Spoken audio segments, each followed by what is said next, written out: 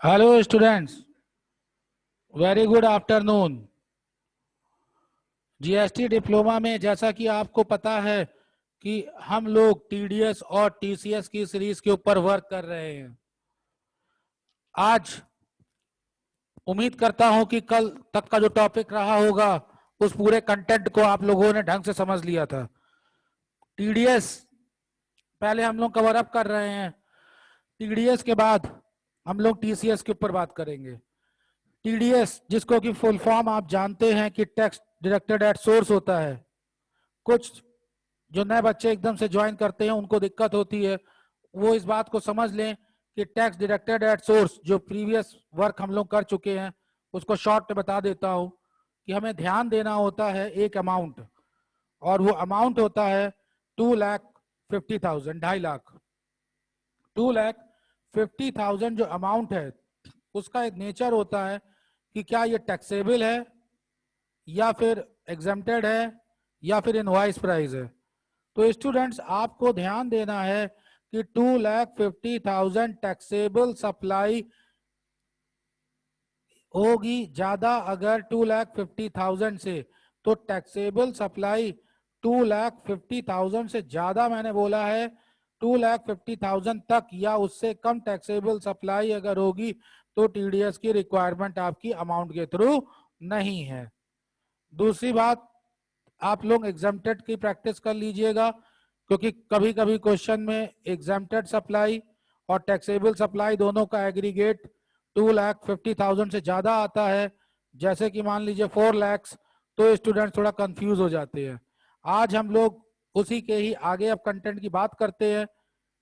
Screen पे आप लोग देख रहे होंगे हम लोगों ने पॉइंट नंबर 2 तक एक्सप्लेनेशन कवर अप किया था, और ये वो सब सरकमटेंसेज हैं जिनके ऊपर हम लोग बात कर रहे हैं।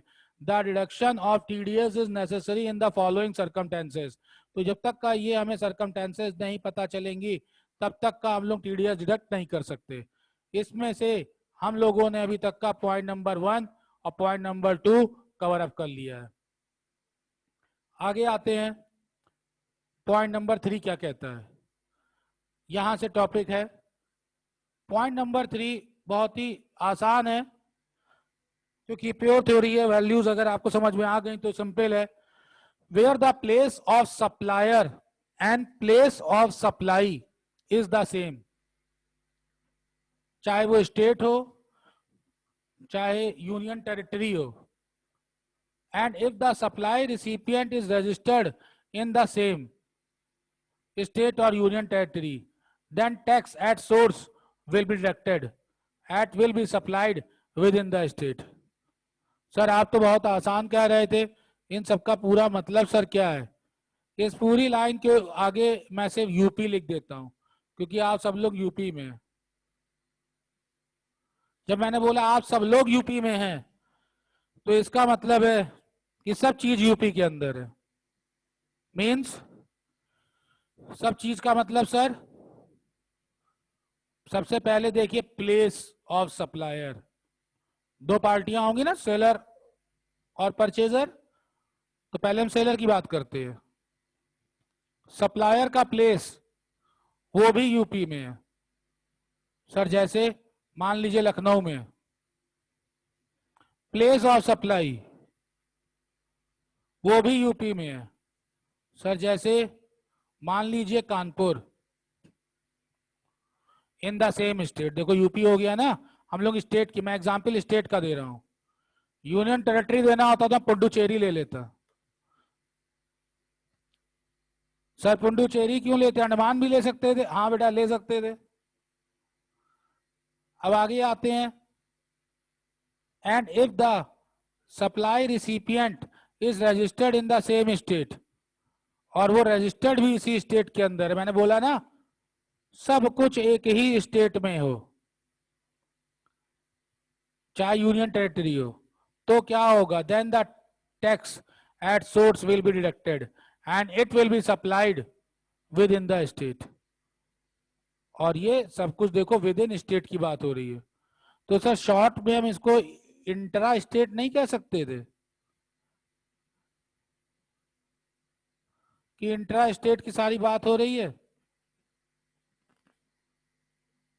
चलिए बहरहाल पॉइंट नंबर 4 पे आइए। ये किस कंडीशन की बात कर रहा है? Where the place of supplier is in the state A but the place of supply is in the another state. Sir इसका क्या मतलब? सप्लायर तो यूपी का है मगर वो सेल करने कहां जा रहा है? अदर स्टेट मींस एमपी में या किसी यूनियन टेरिटरी, मान लीजिए लक्षद्वीप यूनियन टेरिटरी अलग है, तो चाहे वो स्टेट पे जाए अलग या यूनियन टेरिटरी पर जाए, दोनों अलग अलग हैं।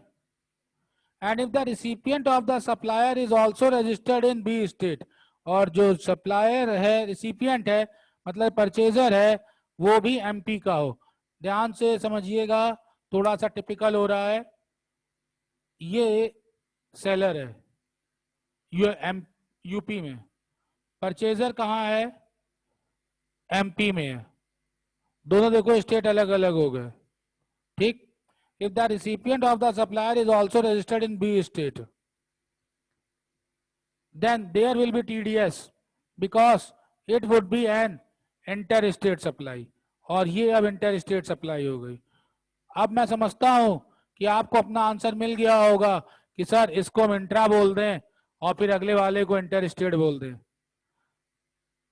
दोनों पॉइंट हो गए, इंट्रा भी हो गया और इंटर भी हो गया, ठीक सर। देन फिफ्थ पे आते हैं। Where the place of supplier is in state A and the place of supplier is in that state B and the supplier is registered in state A, tax will be deducted at source as it will be considered as the interstate sale। यहां की क्या sir story है? बेटा इस story को आप ऐसे समझिए कि यहां पर जो A है वही A मतलब सप्लायर उत्तर प्रदेश का है, मगर गुड्स जो डिलीवर किए जा रहे हैं वो एमपी में किए जा रहे हैं, और जो परचेजर है वो रजिस्टर्ड यूपी में है। तो क्या करेंगे? ये भी इंटर स्टेट की बात होगी। मुझे लगता है कि थोड़ा सा कंफ्यूजन आपको हो सकता है, तो नीचे जो सिचुएशन है उसको हम लोग बेहतर ढंग से समझ लेते हैं। मगर यहाँ पर एक बात आपको और बता दें कि कंफ्यूजन अगर हो रहा हो, देखिए मैं यहाँ मान लेता हूं कि यूपी एक सेलर और परचेजर, ठीक है। इस तरीके से आप इसको देखिए, सेलर है, परचेजर है और प्लेस, तीन चीजें आप देखिए। जब परचेजर की बात है तो रजिस्टर्ड है, ऐसी कंडीशन सब कुछ यूपी का, मतलब सेलर भी यूपी का, परचेजर भी यूपी का और प्लेस भी यूपी का। तो सर ये कौन सा पॉइंट हुआ? ये हो गया पॉइंट नंबर 3। पॉइंट नंबर 4 पे आइए। यहां पर सेलर यूपी का, परचेजर एमपी का, रजिस्टर्ड भी एमपी पे, इंटर स्टेट हो गया। फिफ्थ पे आइए, सेलर यूपी का हर कंडीशन में चल रहा है, परचेजर ये भी यूपी का। सर दोनों यूपी के? हाँ मगर गुड्स की डिलीवरी एमपी में। तो सर यहाँ पे कंफ्यूजन सर हो रहा है, सेलर भी यूपी का, परचेजर भी यूपी का, मगर गुड्स की डिलीवरी तो एमपी में हो रही है। तो बेटा बाउंड्री क्रॉस कर गई कि नहीं कर गई? तो अगर बाउंड्री क्रॉस कर गई तो इंटर स्टेट हो गया। तो बहरहाल ये सब वो कंडीशन बता रहे हैं कि जहां जहां पर आपको टीडीएस डिडक्ट करना है। आफ्टर देन 6th पॉइंट पर आते हैं। If the supplier has paid in advance on 1/10/2018 or after this date, then the TDS will also be deducted। तो इसीलिए इसको एडवांस पेमेंट के लिए भी बात कही जाती है। If the supplier has paid an advance, आपने इस डेट तक और इसके बाद में अगर एडवांस दे दिया है तो ये टीडीएस का पार्ट हो जाएगा। और सर इसके पहले दिया है तो बेटा कंसीडर नहीं करेंगे। अब ये जो सिचुएशन है उसको और भी बेहतर ढंग से हम लोग इस ग्राफ के थ्रू समझ सकते हैं, इस चार्ट के थ्रू समझ सकते हैं, जैसा कि चार्ट आपको यहाँ पर दिखाई दे रहा है। अभी तो हम लोगों ने सिर्फ एक थियोरिटिकल वर्क किया था। अब यहाँ पर सप्लायर की बात करें, देखो मेन एक आपको फिक्स्ड लेना पड़ेगा और दो चीजों को चेंज करना पड़ेगा। हम यहाँ पर कंडीशनल ले रहे हैं फिक्स्ड सप्लायर को। तो इस पूरी कंडीशन में आप इतनी चीजें समझ गए हैं कि तीन पार्टी हमारे पास हैं, तीन फैक्टर हैं, उनको हमें देखना है। तो जो हमारे पास एक फैक्टर है जहां से स्टोरी शुरू होती है, इसको समझने के लिए हम लोग फिक्स्ड कर दें। फिक्स्ड करने का मतलब इसको हम गुजरात में कर दें, सप्लायर हमारा गुजरात का है। सर अभी तो हम लोग यूपी कर रहे थे, अब आप गुजरात कर रहे हैं। आपको समझाने के लिए यूपी कर रहे थे, मगर क्योंकि प्रिंटेड मटेरियल भी हो गया है और गुजरात की इंपॉर्टेंस आपको पता है, तो गुजरात का ही रहने दो बेटा। थोड़ा कंप्रोमाइज कर लो, यूपी छोड़ के गुजरात आ जाओ। तो गुजरात का सेलर इसको हमने फिक्स्ड कर दिया। अब बाकी हमें दो फैक्टर है, उनको अलग अलग ढंग से चेंज करना है। चेंज करने का मतलब सर वेरिएबल, अगर चेंज होगा तो कौन कौन चीजें हो सकती हैं। एक ये वेरिएबल है इसमें, एक ये वेरिएबल है, ठीक। Place of Gujarat, place of supply Gujarat, place of supply Bihar. अब यहां पर ध्यान से समझिएगा, प्लेस और सप्लायर इन दोनों में कॉमन है। यहां और यहां देखो दोनों गुजरात है। गुड्स की सप्लाई जो है वो गुजरात में ही हो रही है, बेचने वाला भी गुजरात में है।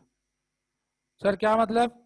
इसका मतलब आप ये समझिए कि आप परचेस जो कर रहे हैं तो आपकी पोजीशन घूम घूम करके बदल सकती है, ऐसी कंडीशन की बात हो रही है। तो पहले हम इस वेरिएबल की बात करेंगे V1 की। सप्लायर को तो फिक्स्ड कर ही दिया गुजरात में। V1 का मतलब है प्लेस। पहला हम प्लेस रखेंगे कि गुजरात का ही सप्लायर है और उसकी शर्त है कि हम गुड्स की डिलीवरी गुजरात में ही देंगे। तो एक कंडीशन हम इसको ऐसे समझते हैं। दूसरी कंडीशन हमारे सामने है जब नरम दिल का सप्लायर है और वो इस बात पे एग्री कर जाता है कि हम कहीं और इसको सप्लाई दे देंगे। तो जब कहीं और सप्लाई दे देंगे अदर्स, तो इसको हम बात करेंगे V2 की, वेरिएबल 2। क्लियर? मगर गुजरात को चेंज नहीं करेंगे।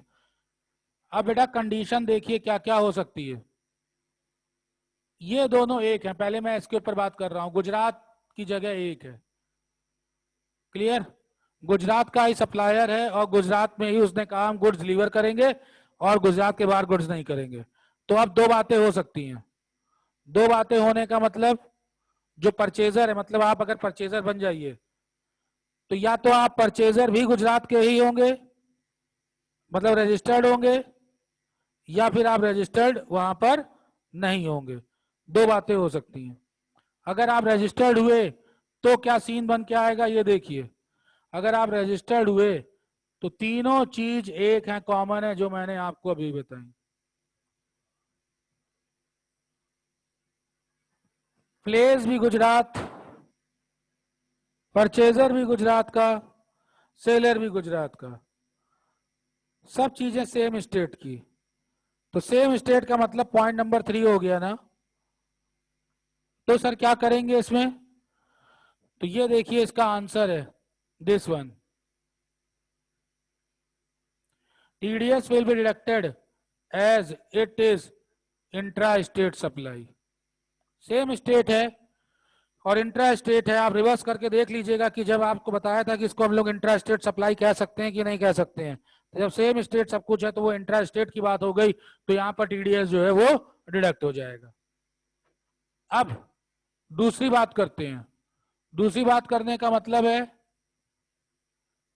इन दोनों को तो सेम कर देते हैं, मगर जो सप्लायर सॉरी जो परचेजर है उसको बदल देते हैं। ये देखिए अब ये दोनों फिक्स्ड हो गए और ये हम लोग कंडीशन में बात कर ही रहे हैं कि जब प्लेस शर्त उसकी वही है गुजरात के सप्लायर की कि हम गुजरात में ही सेल करेंगे। तो दो बातें हो सकती हैं, उससे परचेस करने वाला या तो गुजरात में रजिस्टर्ड हो सकता है या तो गुजरात में रजिस्टर्ड नहीं हो सकता है। तो हम लोगों ने एक टर्म कर लिया कि जब वो गुजरात में रजिस्टर्ड है। अब हम दूसरा टर्म करते हैं कि जब वो गुजरात के बाहर रजिस्टर्ड है। सर कहाँ रजिस्टर्ड करें उसको गुजरात के बाहर? देखिए यहाँ एग्जाम्पल पंजाब दे रखा है। देन अब ऐसी कंडीशन हम लोग क्या करेंगे, ये ब्लॉक को ध्यान देखिए। TDS will not be deducted as supplier and recipient are from other state. क्योंकि दोनों एक ही स्टेट में नहीं आ रहे तो यहां पे टीडीएस की बात कट गई, टीडीएस इसके ऊपर चार्ज नहीं होगा। तो सर ये इंटर स्टेट है, तो इंटर स्टेट होने पर आईजीएसटी इंटीग्रेटेड टैक्स आईजीएसटी आएगा, वो तो अलग है, वो तो आएगा, जीएसटी तो आएगा। तो यहां पर आईजीएसटी की बात करी जाएगी। तो आपने अभी तक का एक टर्म देख लिया कि जब हम लोग सप्लायर और प्लेस और परचेजर तीनों को रख करके देखते हैं आमने सामने तो क्या हो सकता है। तो एक कंडीशन हमने देखी, सप्लायर तो हर हालत में फिक्स्ड है गुजरात का, प्लेस भी उसकी फिक्स कर दी गुजरात में, तो परचेजर को हमने चेंज किया, एक बार परचेजर भी गुजरात का और एक बार परचेजर गुजरात का नहीं। अगर परचेजर गुजरात का नहीं है तब तो कोई मतलब ही नहीं टीडीएस का। हाँ इंटर स्टेट सप्लाई है, आईजीएसटी तो लगेगा। अब हम दूसरी बात करते हैं, दूसरे वेरिएबल को लेते हैं। दूसरा वेरिएबल मतलब अब हम प्लेस को भी बदल देते हैं। अब बेटा जैसे ही प्लेस चेंज हो गया तो क्या हो जाएगा? सर प्लेस चेंज हो गया तो क्या हो सकता है, देखिए ध्यान से, यहां पर ये देखिए प्लेस ही बदल गया। सप्लायर गुजरात का, प्लेस कर रहे हैं बिहार में, और रिसिपिएंट जो है वो भी बिहार का। तो सर ऐसी हालत में क्या करेंगे? ऐसी हालत में टीडीएस लगेगा। अब मेरे ख्याल से आपको बात समझ में आ गई होगी कि टीडीएस किस सूरत में नहीं लगेगा। यहां पर टीडीएस जो नहीं लग रहा है वो ब्लू कलर से मैंने आपको करके बताया है, क्योंकि सप्लायर और रिसिपिएंट दोनों अलग अलग स्टेट के हैं। तो सर ये लास्ट वाले केस में भी तो सप्लायर और रिसिपिएंट अलग अलग केस के हैं, यहां पर भी तो रिसिपिएंट और सप्लायर अगर इस कंडीशन को देखी जाए तो अलग अलग केस के हैं कि नहीं है? क्योंकि सप्लायर तो गुजरात का और रिसिपिएंट तो बिहार का है, तो यहां पर टैक्स क्यों लग रहा है? गुड क्वेश्चन, मगर ध्यान से समझिए, इस कंडीशन में जो सप्लायर है वो गुजरात का है, हाँ सर। जो परचेजर है वो बिहार का है, हाँ सर। मगर बेटा जो इंपॉर्टेंट पॉइंट कंसीडर हो रहा है वो प्लेस हो रहा है, मींस प्लेस भी तो बिहार का हो गया। तो इस वजह से प्लेस की इंपॉर्टेंस बढ़ जाती है। जब प्लेस ऑफ सप्लाई और परचेजर एक ही थीम में आ जाते हैं, एक ही पार्टी में आ जाते हैं, तो ऐसी कंडीशन में आप जीएसटी चार्ज करेंगे। जब बल्कि अगर आप यहां पर देखें इस कंडीशन की, तो यहां पर आपने क्या देखा, सेलर था एक जो कि गुजरात का था, हाँ सर। परचेजर था, हाँ सर। वो कहाँ का है? वो पंजाब का है, मतलब दूसरे स्टेट का है, ठीक। मगर ऐसी कंडीशन में देखिए जो प्लेस है वो गुजरात की ही है। तो जब प्लेस और सेलर एक हो रहे हैं तो इन दोनों को एक ही माना जाएगा, ये एक पार्ट में होंगे। तो इन दोनों में आप क्लियर कट डिफरेंस देख सकते हैं। थोड़ा सा टेक्निकल है जो आपको प्रॉब्लम क्रिएट कर रहा होगा, मगर थोड़ा सा टेक्निकल है, इस बात को देख लीजिए। शॉर्ट में अगर हम इसको समझें तो प्लेस की इंपॉर्टेंस बहुत ही ज्यादा है। जब प्लेस सेलर के साथ में अटैच हो जाता है, जहां का सेलर है वहीं का ही प्लेस है, तो ऐसी कंडीशन में रिसिपिएंट अगर बाहर है तो हम टीडीएस चार्ज नहीं करेंगे। बस एक यही आपने कंडीशन यहां पर देखी कि टीडीएस कब चार्ज नहीं हो रहा है, और टीडीएस जब चार्ज हो रहा है तो ये प्लेस की वजह से हो रहा है। इसको आप इस तरह मानिए, मैं यहां की बात कर रहा हूं, इसको आप इस तरह मानिए, भले ही सेलर बाहर है मगर बिहार में उसने गुड्स की सप्लाई प्रोवाइड करा दी कि हम आपको बिहार में दे देंगे, आपको बाहर आने की जरूरत नहीं है। तो इसको ऐसे समझा जाता है कि सेलर का ऑफिस का एक्सटेंशन हो गया है और सेलर ने अपने ऑफिस का एक्सटेंशन कर दिया है। क्लियर? तो सेलर अगर बढ़ रहा है, बाहर जा रहा है, तो वो पार्ट टीडीएस का आ जाएगा। मगर सेलर जब अपनी शर्तों पे है और परचेजर अगर बाहर का है, तो ये ध्यान रखिएगा कि टीडीएस जो है इस जगह पर यूज नहीं होगा। इसलिए चार्ट आपके लिए बहुत ज्यादा इंपॉर्टेंट है। एक बार इस चार्ट की प्रैक्टिस करिएगा। मैं उम्मीद करता हूं कि थोड़ा टिपिकल तो है, जब एक बार आप देख लेंगे तो आपको ये काफी बेहतर ढंग से समझ में आ जाएगा। इसको रिवाइज करके जरूर रखिएगा, क्योंकि अगली क्लास में इसी को ही हम लोग एग्जाम्पल के थ्रू ही कवर अप करेंगे। Okay class, thank you, bye bye.